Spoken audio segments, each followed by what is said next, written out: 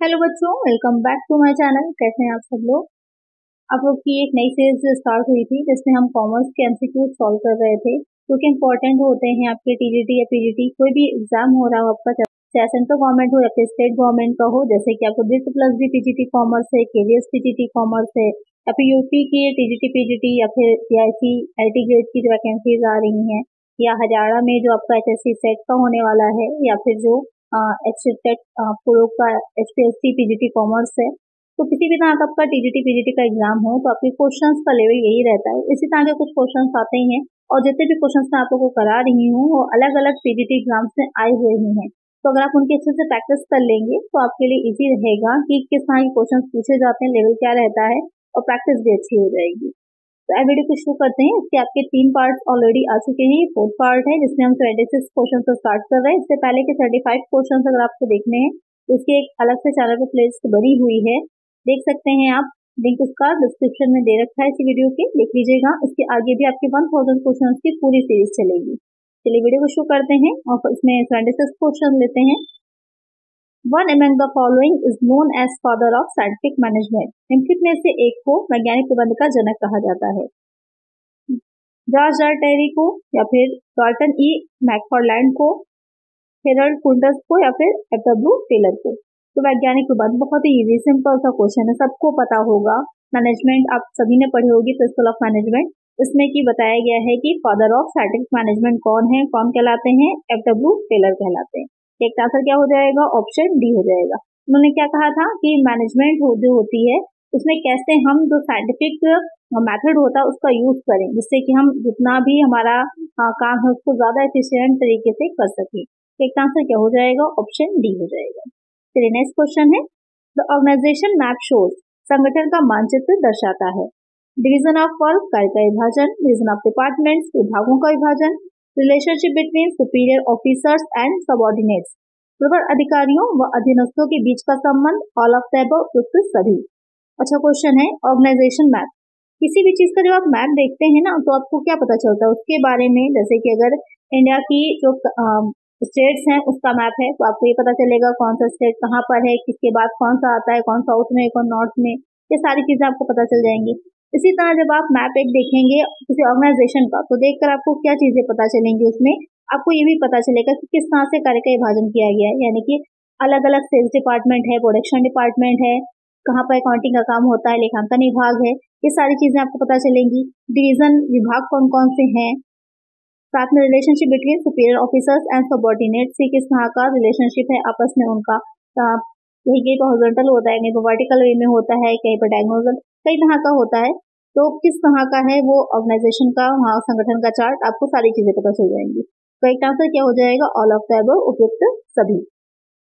चलिए next question है, the principles of management are significant because of, प्रबंध के सिद्धांतों के महत्वपूर्ण होने की वजह है कि क्यों इंपॉर्टेंट होते हैं मैनेजमेंट के principle. Optimum utilisation of resources, संसाधनों का अनुकूलतम उपयोग, इंक्रीज इन एफिशिएंसी, कार्यकुशलता में वृद्धि करते हैं, इनिशिएटिव, पहल होती है, एडॉप्शन टू चेंजिंग टेक्नोलॉजी, परिवर्तित हो रही तकनीकी का अनुकूलन।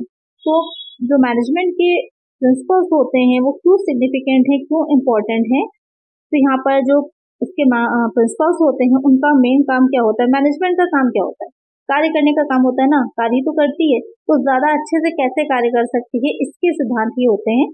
तो इंक्रीज इन एफिशिएंसी, कार्य कुशलता में वृद्धि, की कैसे मैनेजमेंट ज्यादा अच्छे ढंग से काम कर सके, क्योंकि जो भी गोल्स, जो भी टारगेट डिसाइड किए गए हैं किसी ऑर्गेनाइजेशन के, उनको अचीव किया जा सके। तो यहाँ पर एक आंसर क्या हो जाएगा, ऑप्शन डी हो जाएगा। ऐसे देखने में आपको सारे ही सही लग रहे होंगे, लेकिन इसमें बेस्ट आंसर, कई बार ऐसा होता है क्वेश्चंस में कि जितने भी ऑप्शंस होते हैं कोई निगेटिव ही नहीं होता, तो वहाँ पर कंफ्यूजन हो जाती है कि कौन सा सही होगा। तो ये क्या होता है, कॉन्सेप्ट बेस्ड हो जाते हैं, कंटेंट बेस्ड नहीं होते। तो वहाँ पर आपको थोड़ा सा दिमाग लगाना और ये देखना है कि प्रबंधकों की कार्यकुशलता के लिए ही, जैसे मैनेजमेंट अकाउंटिंग का काम किया जाता है, तो प्रबंधक और अच्छे से कार्यकुशल होकर काम कर सकें। तो वहाँ पर इसलिए बहुत से स्टेटमेंट तैयार किए जाते हैं जिससे कि उनको निर्णय लेने में, डिसीजन लेने में इजी रहे। तो वहाँ पर उनकी एफिशिएंसी को सुधारना, उसको इंक्रीज करने के लिए एक आंसर होगा ऑप्शन बी। चलिए नेक्स्ट क्वेश्चन लेते हैं। लेकिन नेक्स्ट क्वेश्चन लेने से पहले अगर आप लोग वीडियो देख रहे हैं तो वीडियो को लाइक जरूर कर दिया करिए, बिल्कुल फ्री ऑफ कॉस्ट होती है। कोई भी पेड कोर्स नहीं है, ये आपका फ्री में है। और जब आपका एग्जाम देने आप जाएंगे जो भी आपके आगे आने वाले हैं, तो वहाँ पर आपको फील होगा कि ये क्वेश्चंस की प्रैक्टिस करने से आपको कितना फायदा हुआ, कितना बेनिफिट मिला है। तो उसको लाइक जरूर कर दिया करिए और प्लीज सब लोग शेयर किया करिए वीडियोस को, क्योंकि जितने ज्यादा व्यूज आते हैं, ज्यादा बच्चे लाइक करते हैं, कमेंट करते हैं, उतना मुझे भी मोटिवेशन मिलता है आप लोग के लिए और अच्छे अच्छे क्वेश्चंस लेकर आने के लिए। तो आप लोग जो है कमेंट जरूर किया करिए, वीडियो को शेयर कर दिया करिए अपने फ्रेंड्स के ग्रुप में जो और बच्चे भी तैयारी कर रहे हैं। चलिए यहाँ पर नेक्स्ट क्वेश्चन लेते हैं। विच of the following variables is not known in internal rate of return method of capital budgeting? पूंजी बस्टन की आंतरिक प्रत्यय की दर विधि के निम्नलिखित चरों में से कौन सा ज्ञात नहीं होता है? तो कैपिटल बस्टिंग के बहुत से मेथड्स होते हैं, पूंजी बस्टिंग की कई विधियां दे रखी हैं। तो यहाँ पर पूछा है कि कौन सी ऐसी विधि है जिस विधि में निम्नलिखित चरों में से कौन सा चर एक ज्ञात नहीं होगा? अमाउंट ऑफ कैश इनफ्लोज, रोकड़ अंतर्वाहों की रकम। लाइफ ऑफ द प्रोजेक्ट, योजना का जीवन काल। अमाउंट ऑफ कैश आउटफ्लोज, रोकड़ बहिर्वाहों की रकम। डिस्काउंट रेट, कटौती दर। तो यहाँ पर जो कैपिटल बस्टिंग होती है, इसमें बहुत सी चीजें आपकी जो है मिसिंग रहती हैं, निकालनी होती है। कुछ चीजें क्या होता है ऑलरेडी क्वेश्चन में गिवन रहती है। क्या चीज जो होती है, कटौती दर जो होती है। डिस्काउंट रेट जो होता है वो यहाँ पर स्पेसिफिकली जो उन्होंने बताया है IRR मेथड जो होता है, आंतरिक प्रत्यय दर जो होती है, उसमें नहीं पता होता कि डिस्काउंट रेट क्या है, बाकी सारी चीजें गिवन होती हैं। तो यहाँ पर एक आंसर क्या हो जाएगा? ऑप्शन डी हो जाएगा।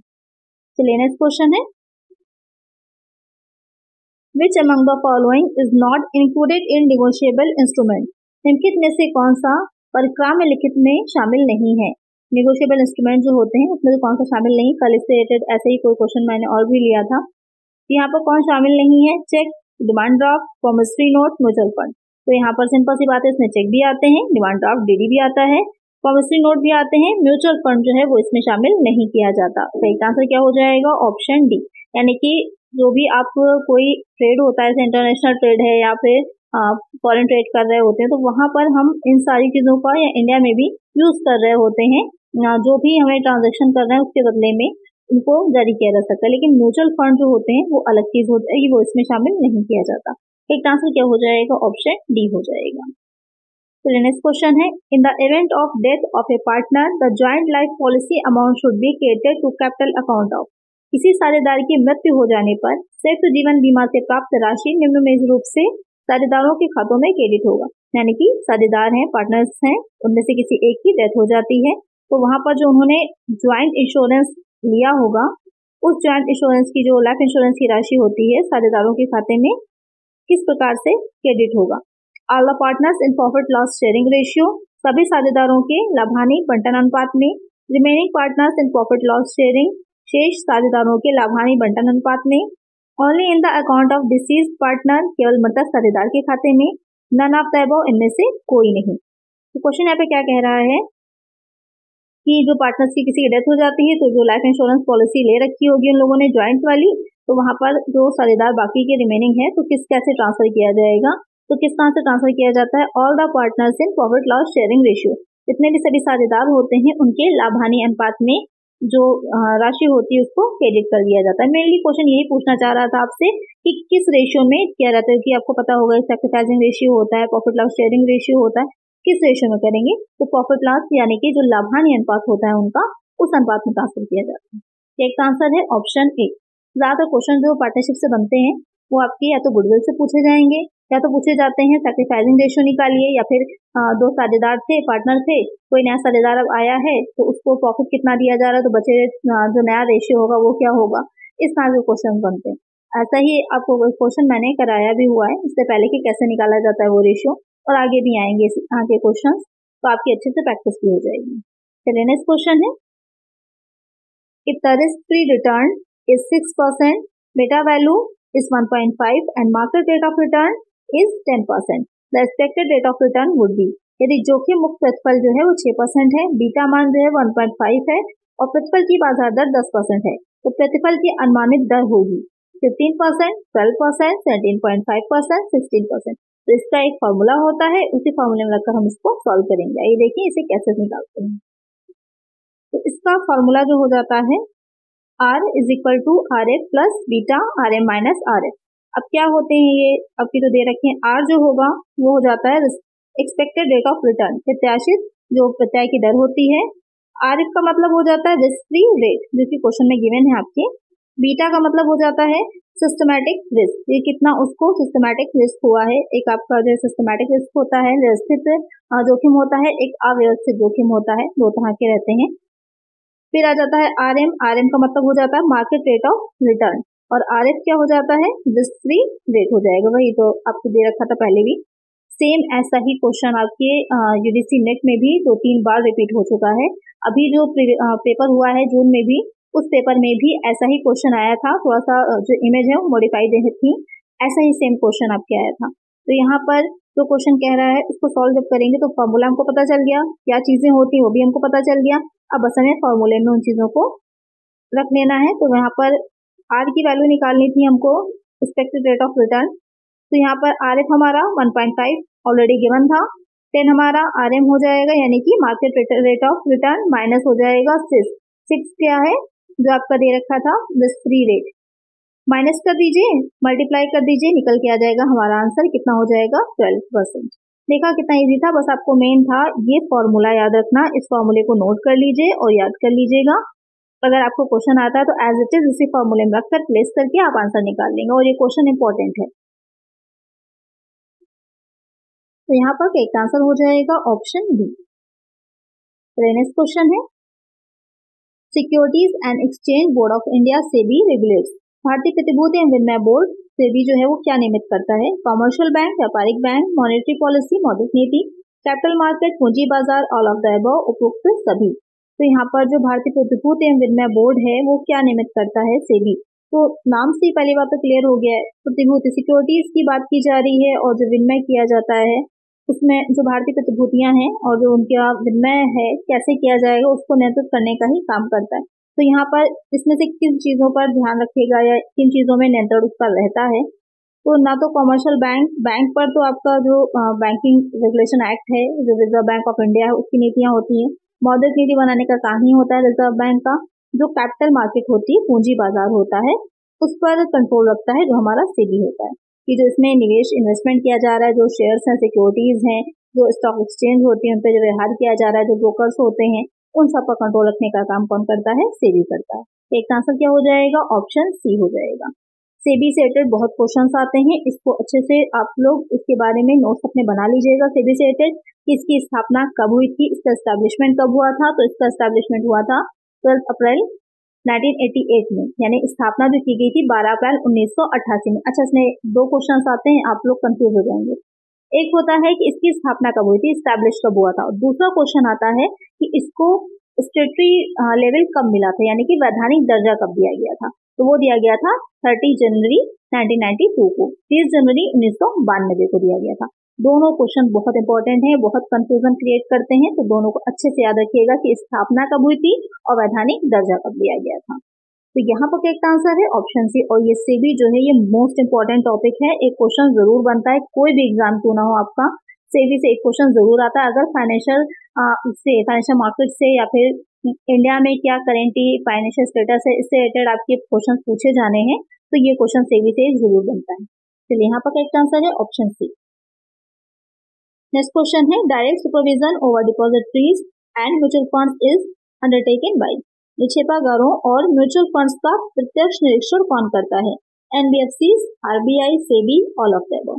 यहाँ पर क्वेश्चन क्या कह रहा है, जो डिपॉजिटरीज होती हैं या फिर जो म्यूचुअल फंड्स होते हैं उनको कौन देखता है या उनके बारे में निरीक्षण का काम कौन करता है, प्रोविजन उसका कौन करता है? तो किसके द्वारा वो किए जाते हैं? वो किया जाता है सेबी के द्वारा। अभी आपने सेबी के बारे में पढ़ा इससे प्रीवियस क्वेश्चन में ही। तो ये सारे काम जो होते हैं वो सब इन सब पर नियंत्रण जो होता है, डिपॉजिटरीज की बात हो, सिक्योरिटीज की बात हो या फिर म्यूचुअल फंड्स की बात हो, इन सब पर कंट्रोल जो रहता है वो सेबी का ही रहता है। एक आंसर हो जाएगा ऑप्शन सी। तो नेक्स्ट क्वेश्चन है, which one of the following is considered a necessary precondition by Richard Roll for markets to become efficient? बाजारों के सक्षम बनने के लिए रिचर्ड रोल द्वारा निम्नलिखित में से किसे एक आवश्यक पूर्व शर्त माना गया है?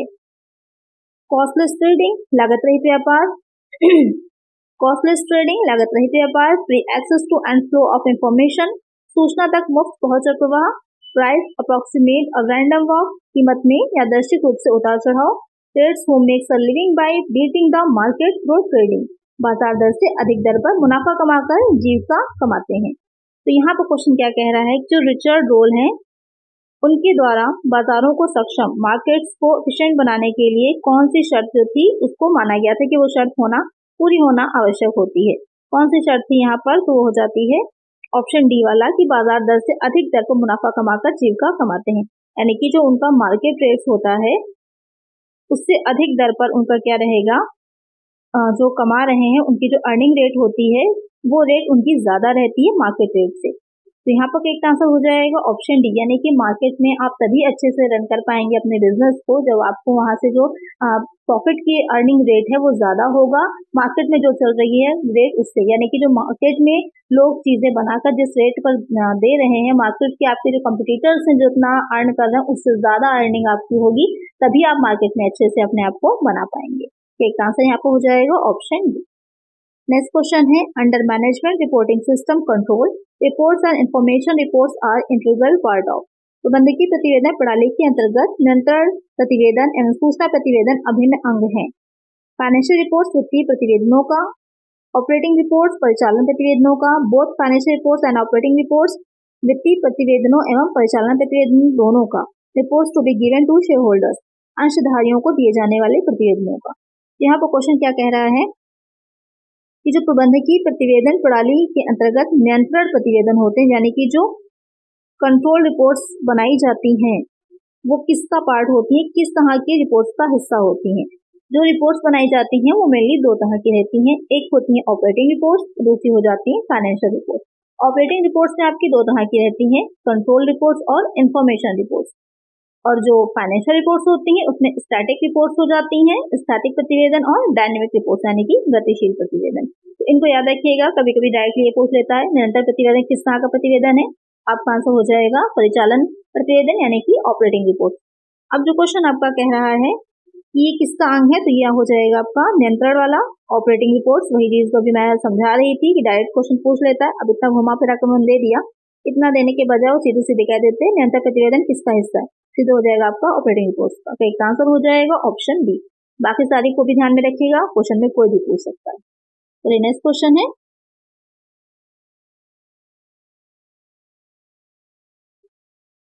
Negative net working capital implies that.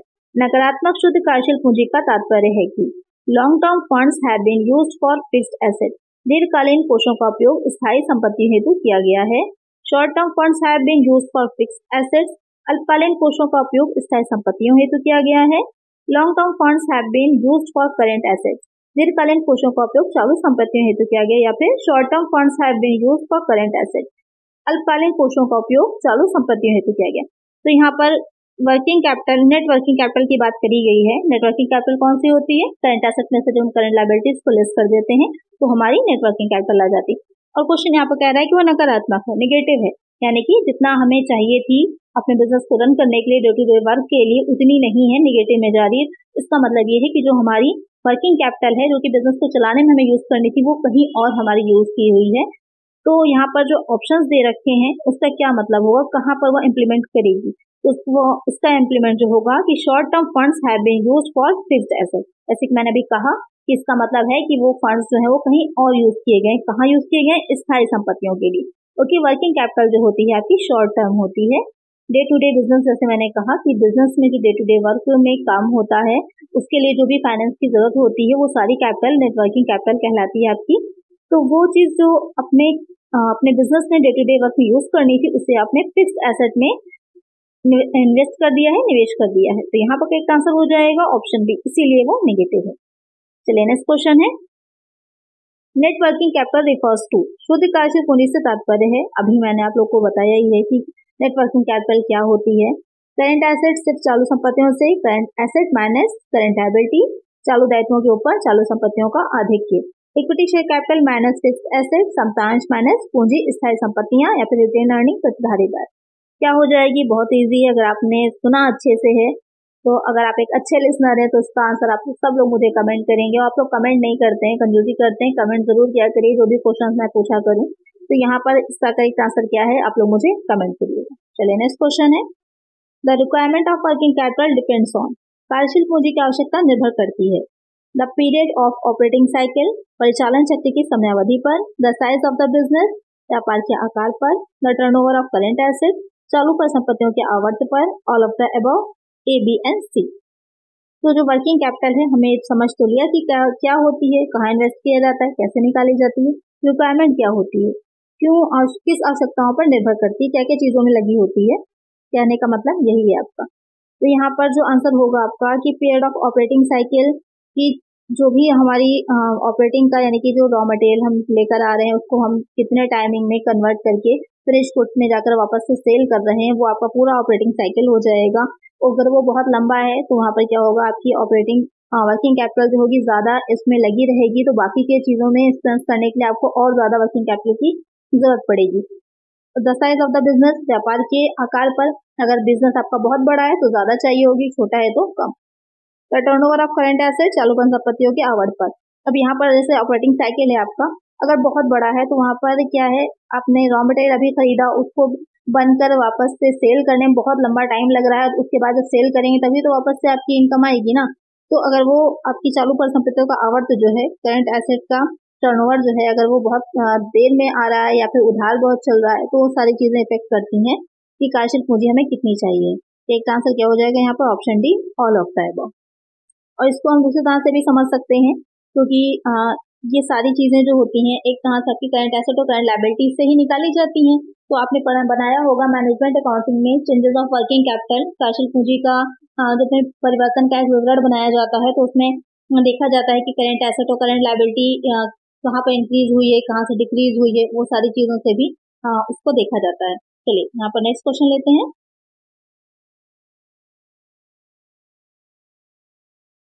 Fund in funds flow statement means, कोष प्रवाह विवरण में कोष से क्या तात्पर्य है। The term funds are used in funds flow analysis means, कोष प्रवाह विश्लेषण में कोष शब्द का अर्थ होता है। जब आप fund flow statement management accounting में चैप्टर खोलेंगे ना, तो पहले ही पेज पर ही इसके बारे में दे रखा है कि कोष क्या होता है, फंड क्या होता है।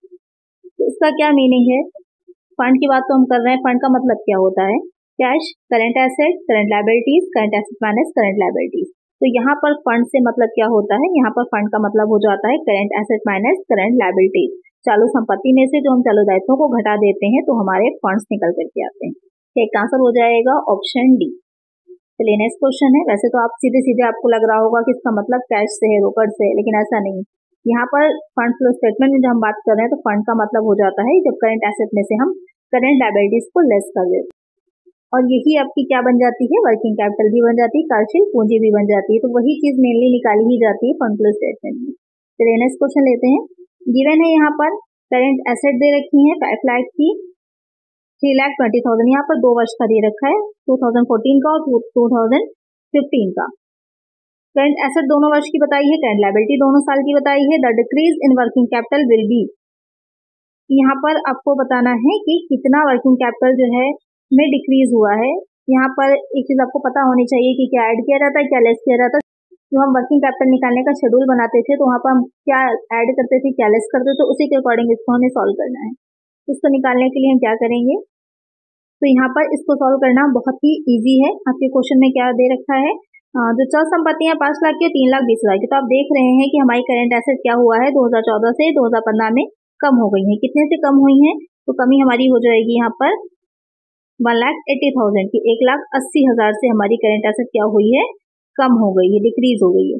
और जो हमारे चल दायित्व हैं 3,60,000 थे, अब हमारे 4 लाख हो गए, यानी कि बढ़ गए हैं। तो ये आपका क्या हो जाएगा, बढ़ गए हैं। तो आपको याद होगा कि अगर यहाँ पर हमारी कम होती है तो उसे हम क्या करते हैं, घटाते हैं। अगर इसको बढ़ जाते हैं तो इसको भी हम लेस करते हैं। जो शेड्यूल बनाया जाता है तो वहाँ पर सीधा सीधा होता है कि अगर आपकी करंट एसेट जो है पिछले वर्ष की ज्यादा है और अब करंट ईयर की कम हो गई है, तो वहाँ पर इसको हम क्या करेंगे, लेस में डालते हैं। और अगर हमारा यही, और उसमें जस्ट अपोजिट आपका लागू हो जाता है करंट लायबिलिटी के लिए, कि यहाँ अगर आपकी करंट लायबिलिटी बढ़ गई है करंट ईयर में प्रीवियस ईयर के कंपैरिजन में, तो उसको हम लेस करते हैं। तो ये दोनों ही क्या हो जाएंगे, आपके माइनस के हो जाएंगे। कितना यहाँ पर आ जाएगा, 40,000 का। इन दोनों को हम क्या करेंगे, ऐड कर लेंगे, क्योंकि ये दोनों ही आपके माइनस के थे, तो दोनों को ही हम ऐड कर लेंगे। कितना हो जाएगा हमारा, 2,20,000, 2,20,000 का निकल के आ जाएगा। ये 2,20,000 का क्या हो जाएगा, डिक्रीज हुई है आपकी, 2,20,000 से कम हो गई है कार्यशील पूंजी। एक आंसर हो जाएगा ऑप्शन बी। बस इतना याद रखिएगा, अगर प्रीवियस ईयर में आपकी जो करंट एसेट दे रखी है और जो आपकी करंट ईयर में दे रखी है, करंट ईयर में अगर कम हो गई है तो वो आपकी लेस में जाएगी।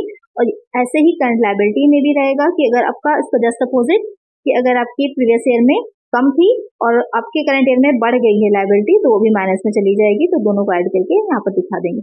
और डिक्रीज रहेगा ये तो उन्होंने क्वेश्चन में पहले से ही मेंशन कर रखा था, तो वहां पर आपको कंफ्यूजन ही नहीं रहेगी।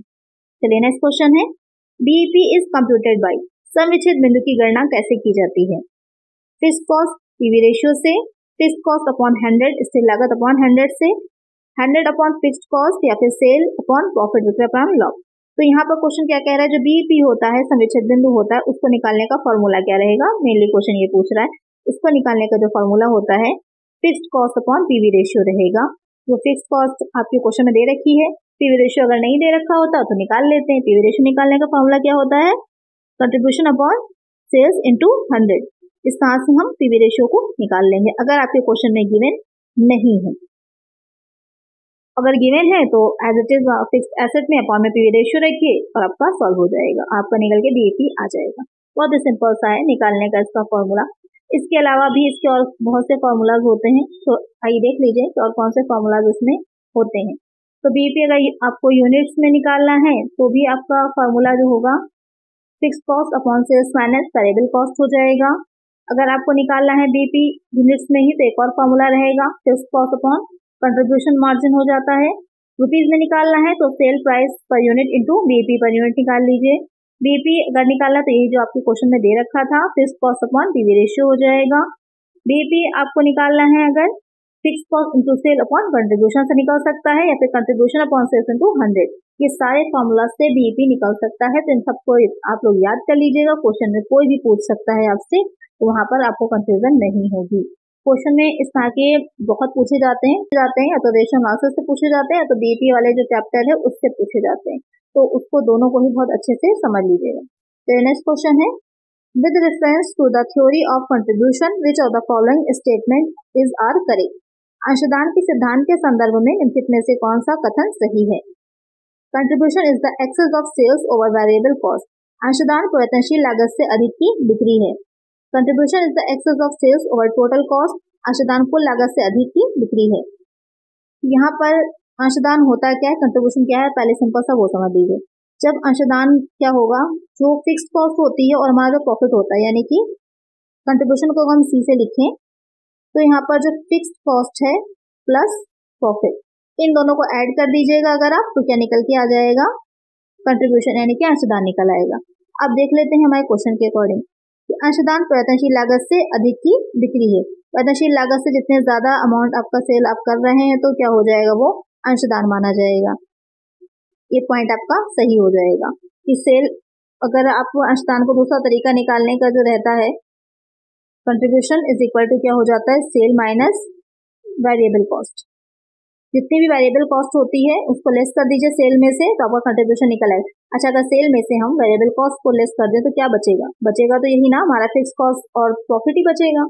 तो वही समझ लीजिए, एक बार कॉन्सेप्ट समझ लीजिए अंशदान का, कि अंशदान का टोटल हो जाता है स्थिर लागत और लाभ, इन दोनों को जोड़कर बनता है। अगर हम सेल में से भी परिवर्तनशील लागत को हटा दें तो भी वही हमारा निकल करके आ जाएगा। तो पहला पॉइंट हमारा सही है। दूसरा कह रहा है कि contribution is the excess of sales over total cost.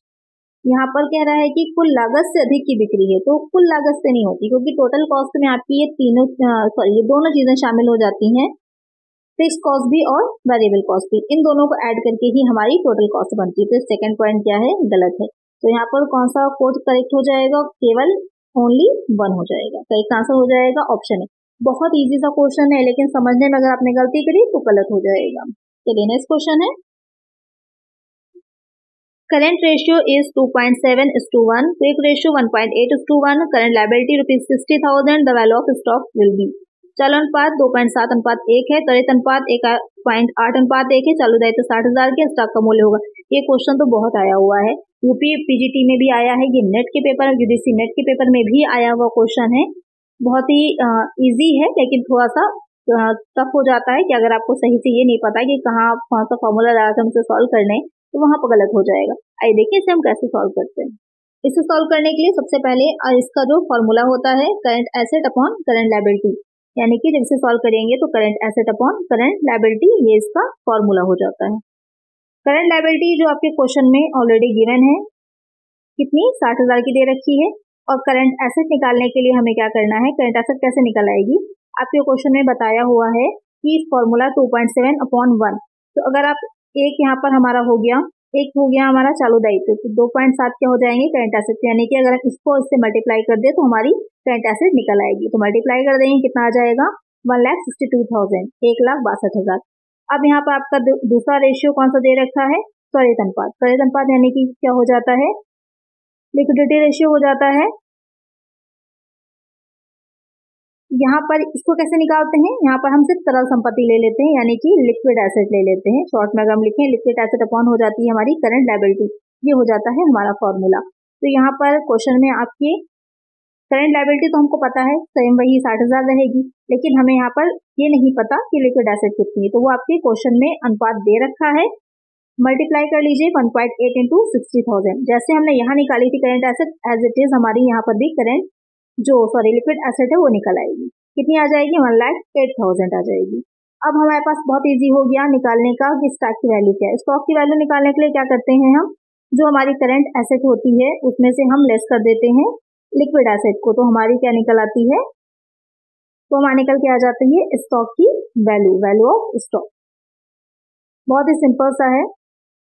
एक चीज और आपकी समझ में आ गई होगी कि जब हम करंट एसेट में से स्टॉक की वैल्यू को लेस कर देते हैं तो भी हमारी लिक्विड एसेट निकल के आ जाती है।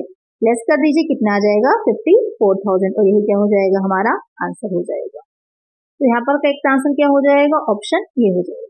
चलिए नेक्स्ट क्वेश्चन है, फिक्स एसेट स्थायी संपत्तियां दे रखी है 14,40,000, नेटवर्थ दे रखी है 15 लाख की, डेब्ट दे रखे हैं ऋण यानी कि 9 लाख के, अदर करंट एसेट है 7,50,000 की, करंट लायबिलिटीज दे रखी है 6 लाख की। आपको क्या निकालना है, करंट रेशियो निकालना है। बहुत इजी है करंट रेशियो, आपको पता है क्या फॉर्मूला हो जाता है, current asset upon current liability हो जाता है हमारा फॉर्मूला। निकालना हमको क्या है, यहाँ पर जो इम्पोर्टेंट चीज है, आपको करंट लायबिलिटीज बता दी है लेकिन करंट एसेट नहीं बताई है, इसको हमें निकालना पड़ेगा। और साथ में लायबिलिटीज में भी इन्होंने बहुत सी चीजें बता रखी हैं, तो उसी से ही हमको निकालना पड़ेगा। तो ये बहुत ही सिंपल सा क्वेश्चन है, सारी चीजें गिवन हैं, आपको दे रखी हैं, आपको बस पता होना चाहिए बैलेंस शीट में किधर क्या दिखाया जाता है, आपकी करंट एसेट निकल आएगी। उसके बाद फॉर्मूला आपका वही हो जाएगा करंट रेशियो का, जो करंट रेशियो का फॉर्मूला होता है current asset upon current liability, जो भी मैंने आप लोग को बताया भी हुआ था। इसका आंसर आप लोग मुझे कमेंट करिएगा कि क्या होगा। मैंने यहाँ पर आपको ब्रीफ कर दिया है कि कैसे से निकालना है। सभी बच्चे इसका आंसर मुझे कमेंट करेंगे, जो भी आपका आ रहा होगा। नेक्स्ट वीडियो जो होगी उसमें मैं इसका करेक्ट आंसर आप लोग को बताऊंगी कि कैसे इसको सॉल्व करेंगे। चलिए नेक्स्ट क्वेश्चन है, if cash sales is rupees 40,000, credit sale rupees 80,000 and the amount of debtor rupees 20,000, the average collection period will be। यहाँ पर आपको क्वेश्चन में बताया है कि कंसीडर आपको क्या करना है 360 डेज इन अ ईयर। तो कभी कभी क्वेश्चन में आपसे सिर्फ कह देता है कि इसको निकालिए, कुछ भी और अलग से मेंशन नहीं है, तो 365 डेज लेने हैं, या अगर कह देता है कि 360 डेज माने तो वो लेना है, अगर कभी कभी कहता है माह में गणना करिए मंथ में, तो 12 मंथ आपको लेने हैं, या फिर कभी कभी कहता है सप्ताह में करिए तो 52 आपको वीक भी लेने हैं। तो क्वेश्चन जैसा आपको बोलेगा आपको वैसे ही करना है। तो यहाँ पर नगद बिक्री है 40,000 की, उधार बिक्री है 80,000 की, देनदार है 20,000 की, औसत वसूली अवधि आपको निकालनी है, एवरेज कलेक्शन पीरियड निकालना है, 180 डेज, 120 डेज, 90 डेज या फिर 60 डेज। इसे कैसे सॉल्व करेंगे यही देखते हैं। सबसे पहले इसका फॉर्मूला नोट कर लीजिए। एवरेज कलेक्शन पीरियड का क्या होता है, debtors into 60 upon total credit से, ये हो जाता है फॉर्मूला। अब यहाँ पर जो 360 दे रखा है, अगर आपको कुछ ना बताता तो 365 होता, मंथ होता तो 12 मंथ कर देते, अगर आपका वीक वाइज होता तो 52 कर देते।